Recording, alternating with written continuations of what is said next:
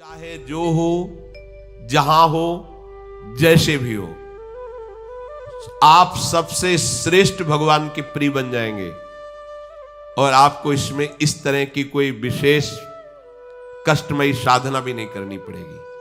श्रीमद् भागवत में कहते हैं, अहो बत स्वपचतो गरीयान यज्जिह्वाग्रे वर्तते नाम तुभ्यम। ध्यान दीजिए, ते पुस्तपस्ते जुहुः शश्नुरार्या ब्रह्मानुचुर्नाम गृणन्ति ये ते। जिसके जिह्वा में राधा राधा राधा, श्री हरि राधा, राधा कृष्ण, राधा वल्लभ, राधे श्याम, या जो राम कृष्ण हरि शिव नाम जो तुम्हारे गुरुजी ने दिया हो या जो तुम्हें प्रिय लगे, मन से नहीं कह रहे, यज्जिह्वाग्रे वर्तते नाम तुभ्यम। जिसकी जीव के अग्रभाग में ऐसा स्वभाव बन गया है, चल रहा है नाम जप करे, बोले अहो बत स्वपचतो गरीयान। यद्यपि वो स्वपच है, फिर भी गरीयान वो सबसे श्रेष्ठ है। हरिराम व्यास जी ने कहा कि रैदास जी की चरण धूल के सामने करोड़ों ब्राह्मण नहीं है, क्योंकि उनकी जिह्वा पे निरंतर हरि का नाम विराजमान है।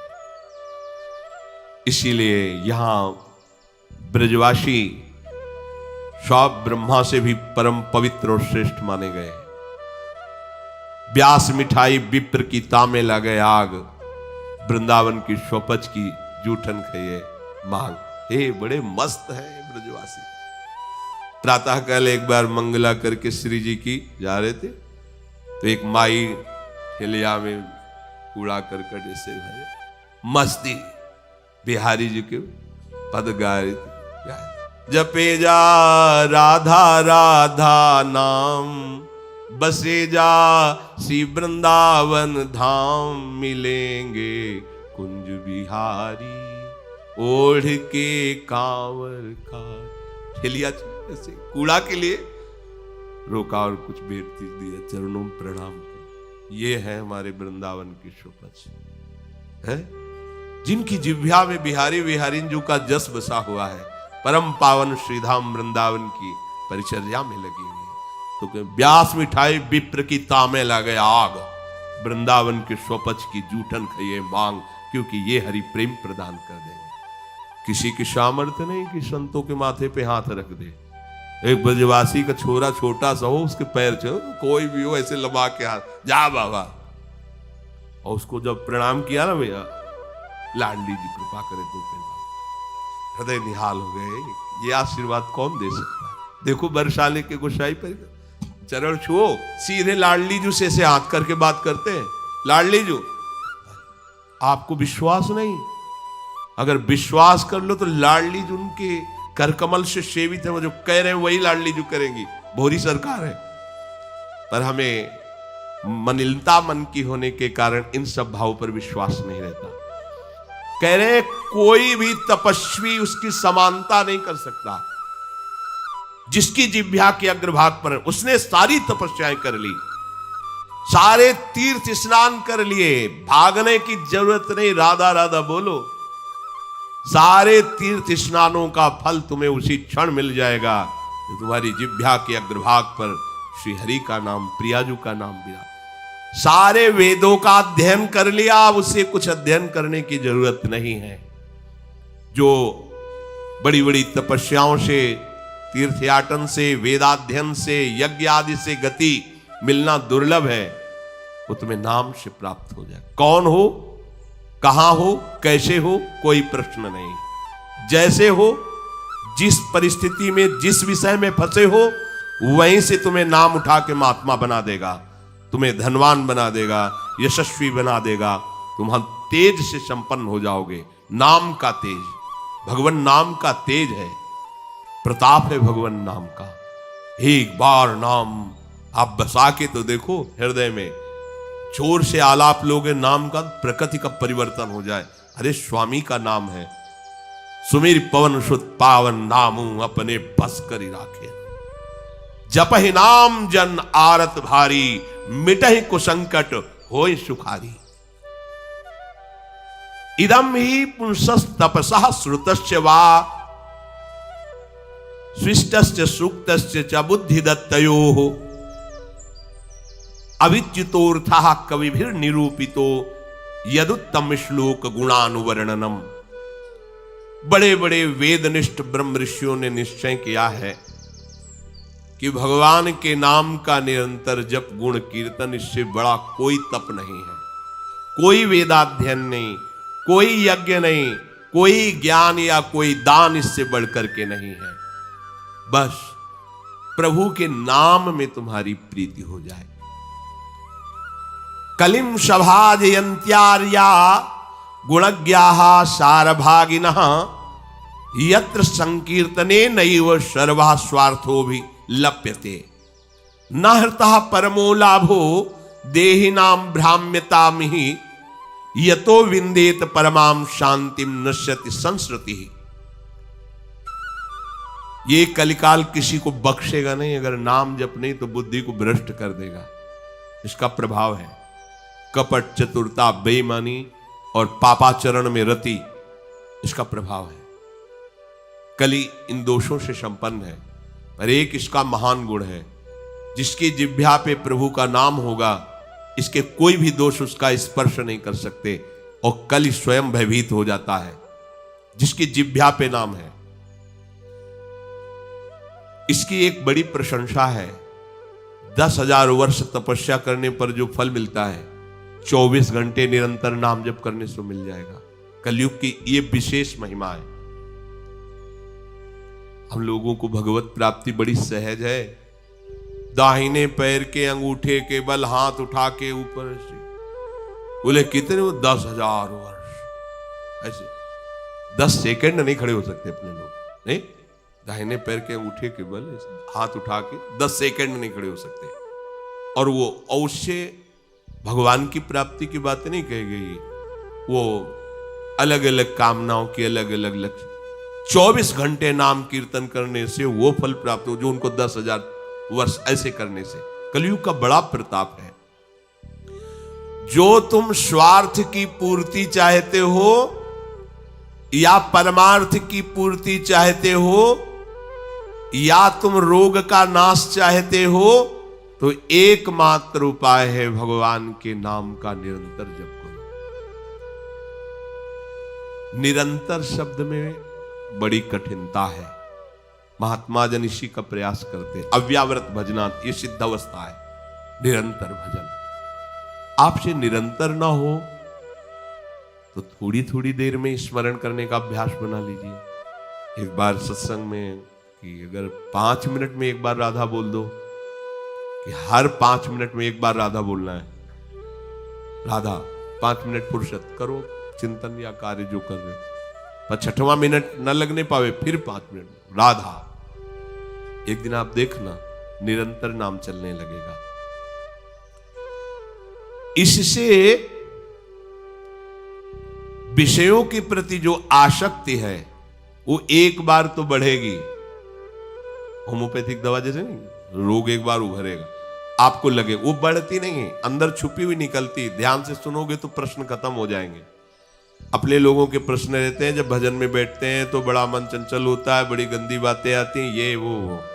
हम भी कह रहे हैं, जब आप नाम जपना शुरू करोगे तो पहले आपको जलन होगी, आपके अंदर ये विकार दिखाई देंगे, पर ये आते नहीं हैं, ये जाते हैं। धीरे धीरे इनका शमन हो जाएगा। और जब कभी आपको ऐसा लगे कि अब नाम जपने में हमारा एकाग्रमन नहीं हो रहा, तो बहुत सुंदर उपाय है, ताली बजाकर नाम कीर्तन करने लगा। अपने को विजय प्राप्त करना है मन पर और विषय भोगाभ्यास पर। और ये ऐसा नहीं कि ये नाचना गाना ये सब, ऐसा नहीं, इससे भगवान की प्राप्ति हो जाती है। जितने बड़े बड़े महान भक्त हुए सब नृत्य करते थे। मीरा जी रात रात भर नृत्य करती गिरधर के सामने। नरसिंह मेहता की करताल प्रसिद्ध थी। चार भक्त साथ है, करताल लेकर नाचते, गोविंद रीझ जाते हैं। जहां कहीं चार भक्त मिलकर कीर्तन करते होते हैं, नृत्य करते होते हैं, उन्हीं के बीच में गोविंद भी नाचते होते हैं। हमारी अभी दृष्टि मायाकृति, इसलिए हम देख नहीं पा रहे। प्रह्लादस्तालधारी तरल गतितया चोद्धव कांस्यधारी वीणाधारी सुरर्षि स्वर कुशलतया राग करतार्जुनो भूत इंद्रो वादीन मृदंगम जय जय सुकराः कीर्तने ते कुमारा यत्रागे भाववक्ता सरस रचनया व्यास पुत्रो बभूव। एक बार इन बड़े भक्तों का मिलन हुआ। श्री प्रहलाद जी, उद्धव जी, नारद जी, सनक सनंदन जी, सुखदेव जी आदि। अब इतने बड़े महापुरुष एकत्रित हुए तो बोले भगवान को बुलाया जाए प्रगट में। बोले एक ही उपाय है, मदभक्ता यत्र गायंती तत्तिष्ठाम। नारद जी ने कहा भगवान वहीं आ जाते हैं। तो श्री प्रहलाद जी ने ताल देना प्रारंभ किया। ये भगवान को बहुत प्रिय है। अगर आपको कोई संगीत नहीं आता तो भगवान का प्रिय संगीत है ये, राधा राधा राधा राधा राधा। ना किसी की जरूरत है और ना किसी के सहयोग की। ले भाई ढोलक हारमोनिया अगर नहीं बजा लेते हो, कोई राग नहीं आता, हम कह रहे कोई राग नहीं, राधा राधा राधा राधा ताल की, ये हमारा ताल बज रहा है। ये बहुत बहुत ही काम की बात है। आप मान लीजिए, आपको मन लगाने के लिए बहुत बढ़िया उपाय और भगवत प्रसन्नता का बहुत बढ़िया उपाय। जहां आपका मन न लगे, शुरू आप देखना मन लग जाएगा। उद्धव जी ने मंजीरा उठाया। अब मंजीरा सब कोई न बजा पाए तो ऐसे ही उसको करते हैं, राधा राधा राधा जय जय राधा वल्लभ श्री हरिवंश राधा वल्लभ से वो आ जाएगा बजाना। हम ये देख रहे हैं कि प्रभु समस्त कलाओं से युक्त है और आप उनका गुणगान करो तो सीख जाएंगे। इतनी बड़ी बच्ची है, स्कूल ही नहीं गई, पूरी चतुरासी जी कंठस्थ सुधा निधि। आश्चर्य है, सुधा निधि के श्लोक बोलने में व्याकरण पढ़े हुए भी लड़खड़ा जाएंगे और ककहरा नहीं पढ़े, गई नहीं स्कूल। ये सर्वाश्चर्य में सकल विद्या विदित रहस्य श्री हरिवंश हित। हमारी स्वामिनी सकल विद्या विदित है, आश्रय निर्मल हृदय ने लिया, वाणी प्रकाशित है। श्री चतुरासी जी कंठ। हम तो आश्चर्य, पर सर्वाश्चर्य में स्वामिनी जो, इसलिए क्या नहीं आपको ज्ञान हो जाएगा। आपको क्या पता नहीं चल जाएगा। जब प्रभु का पता चल गया तो सब उन्हीं में समाये हुए, सब ज्ञान आ जाएंगे।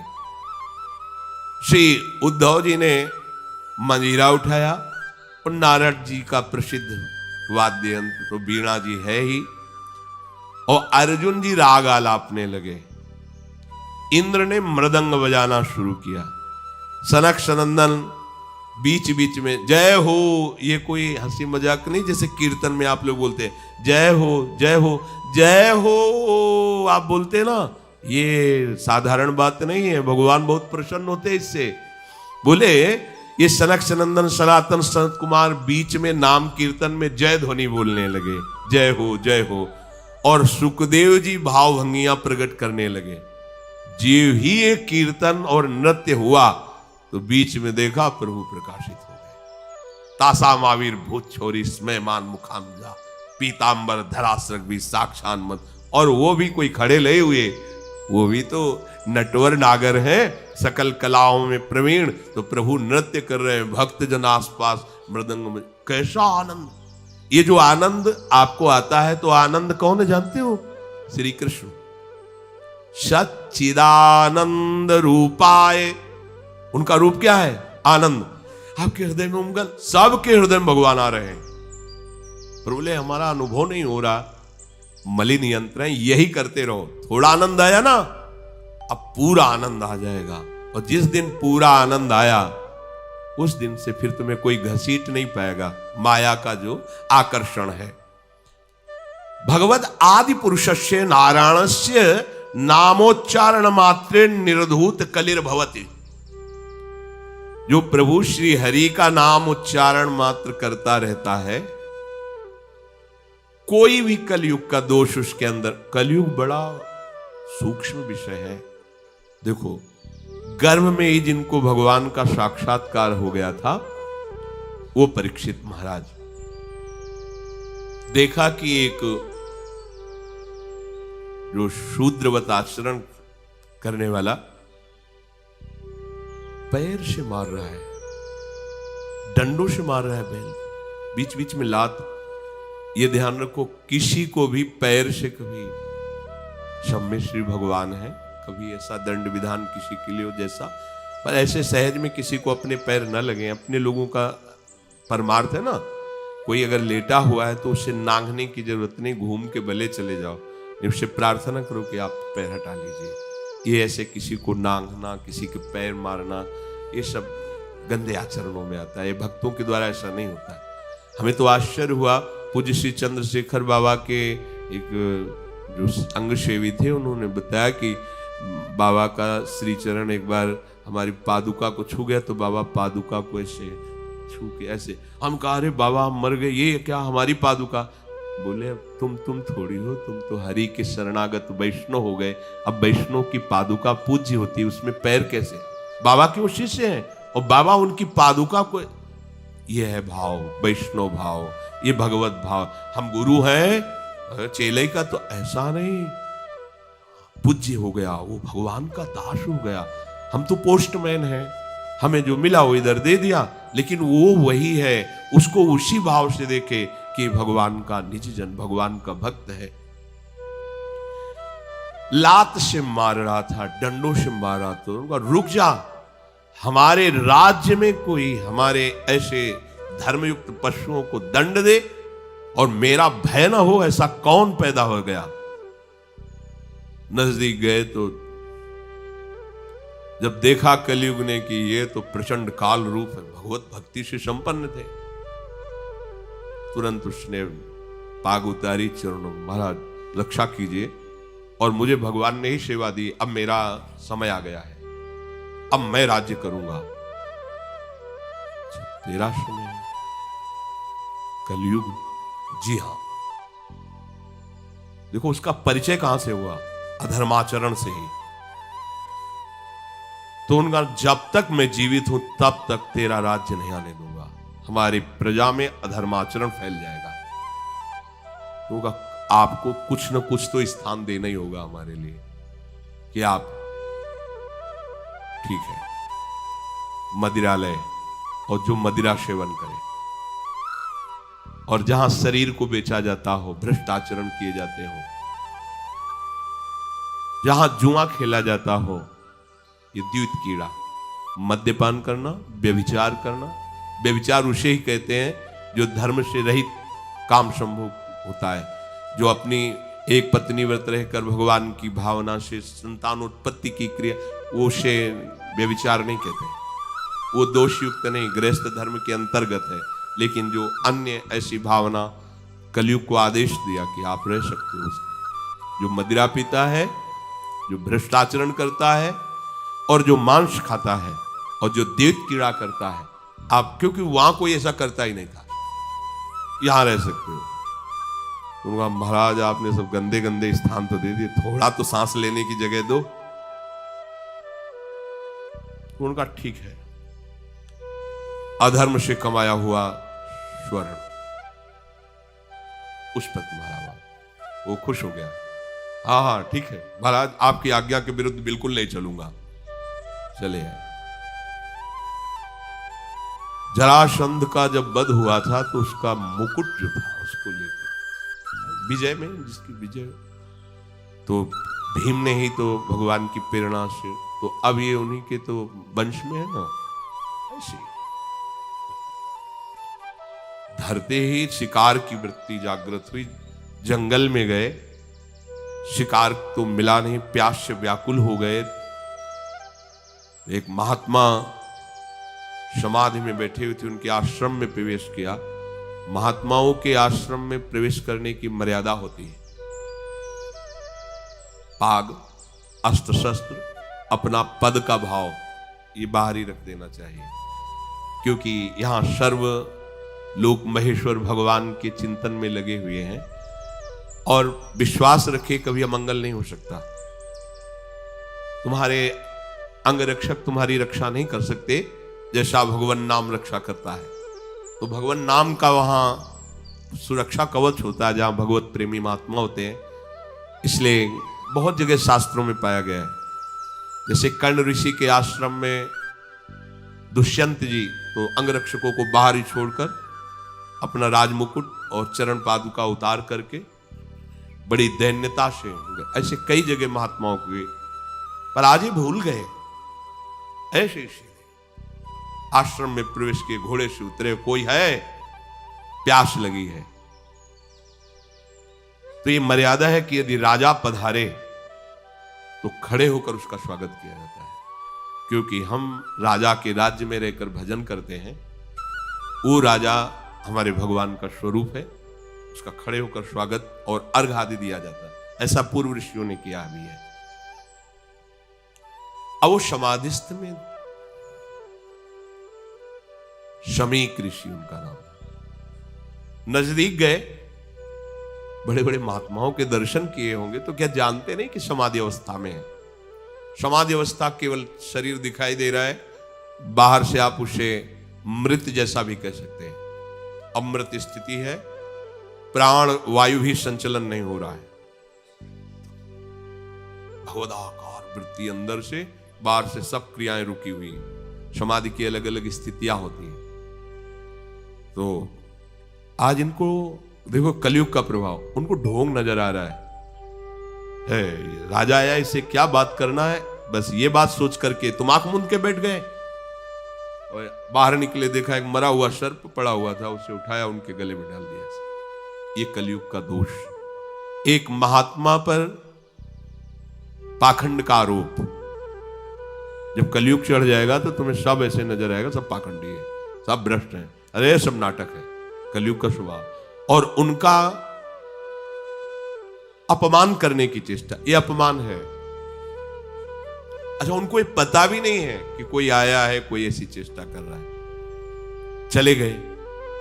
कुछ ब्रह्म ऋषि बालक कोई सेवा कार्य से आश्रम में प्रवेश किए तो देखा शमीक ऋषि के गले में मरा हुआ सर्प। वहां बाहर वनवासियों से पूछा कौन आया था, बोले चक्रवर्ती सम्राट महाराज परीक्षित।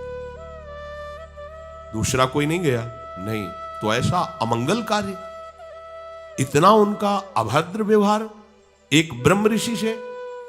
छोटे छोटे बालक ही ऋषियों के थे, गए और श्रृंगी ऋषि तर्पण कर रहे थे सूर्य भगवान का, तो जाके कहा कि आपके पिता के गले में मरा हुआ सर्प महाराज चक्रवर्ती सम्राट परीक्षित ने डाल दिया है। ऐसा धर्म का शासन करने वाला राजा अब इतना अधार्मिक हो गया कि संत महात्माओं की स्थिति को भी नहीं जानता और अपमान कर दिया। ये समझते हैं कि इनको कोई दंड नहीं दे सकता, तो ये भूल करते हैं। ये दंडधारी राजाओं से भी बढ़कर प्रचंड दंड देने का अधिकार ब्रह्म ऋषियों के बालकों को भी है। जल उठाया और कहा मैं सत्य को साक्षी करके इस राजा को शाप देता हूं, 7 दिन के अंतर्गत भयंकर रूप धारण करके तक्षक डसे, उसके 7वें दिन मृत्यु हो जाए। अब बधाए अपने पिता के गले में लिपट कर रोने लगे। बहुत हिलन डुलन रोने की आवाज, धीरे धीरे प्राणवायु संचलित हुई। आंख खुला और कहा रो क्यों रहे हो? उन्होंने कहा कि गले में सर्प डाल करके परीक्षित जैसा अपमान कोई बात नहीं है, और हमें चाहिए था कि हम उनका उठकर स्वागत करते, उनको जलादि पिलाते, गलती हमारी है। देखो ब्रह्म ऋषि। तो अन्य ऋषि बालकों ने कहा कि श्रृंगी ने तो शाप दे दिया। हमने भयंकर ऐसा कैसे कार्य, वो शाप के योग्य है? क्या शाप दिया? बोले 7 दिन में तक्षक सर्प आएगा, डस लेगा। अब तो उनकी भी सामर्थ्य नहीं, पिता की भी कि मिटा सके। ब्रह्म ऋषि के वचन ऐसे नहीं होते। तो ना ब्रह्मणत्व रह गया, ना तपस्या रह गई, न भजन रह गया है, न भाव रह गया है। दिन भर हम झूठ बोलते रहते, तो हम कुछ भी बोले क्या लागू होगा? जो सत्य का चिंतन करता है, ब्रह्मचर्य से रहता है, सत्यवाणी बोलता है, वो आज भी बोल दे तो वैसे ही हो जाएगा जैसा बोलेगा। एक बालक के वचन को ब्रह्म ऋषि भी नहीं मिटा सकते। अपने शिष्यों को भेजा, जाओ निवेदन करो महाराज परीक्षित को। उधर हो गए, जीव ही मुकुट उतार कर ये क्या हो गया, मेरे द्वारा ये क्या, हाय हाय मच गया हृदय में। मैं किसी महात्मा के साथ ऐसा व्यवहार कैसे कर सकता हूं, भगवान मुझे दंड दे। ये है धर्मात्मा का, भगवान मुझे दंड दे, बिल्कुल क्षमा न करे। इतने में ऋषि के शिष्य पहुंच जाते हैं और कहा महाराज आपको एक सूचना है, वो बड़ी अशुभ सूचना है। आपके द्वारा जो कृत्य हुआ उसका दंड विधान संगी ऋषि ने कर दिया है। आज के 7वें दिन तक्षक सर्प आपको डसेगा, आप अपना उपाय कर लीजिए। कल्याण का, बचने का तो कोई उपाय ही नहीं है। बहुत प्रसन्न हुए, जैसे किसी ने उनको महासुख दे दिया। ये है भगवान के आश्रित, कोई भी साप ताप भय नहीं प्रदान कर सकता।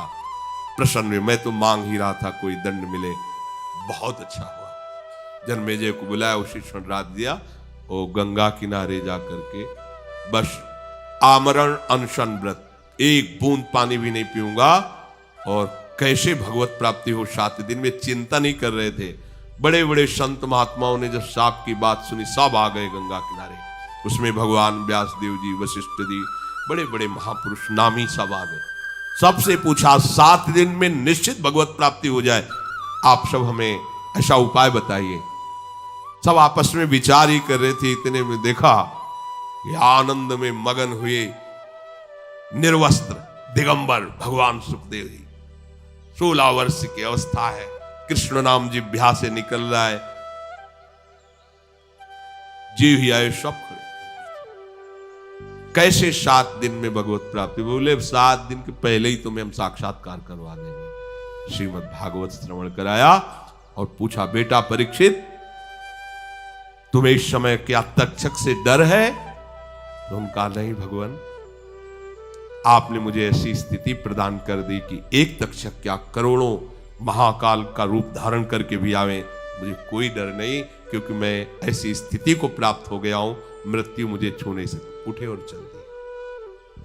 इतने बड़े महापुरुष को भी कलयुग ने ठग लिया था, पर भगवान का आश्रय था ना। तो कह रहे कि कलयुग का बिल्कुल भी प्रभाव उसके ऊपर नहीं पड़ेगा।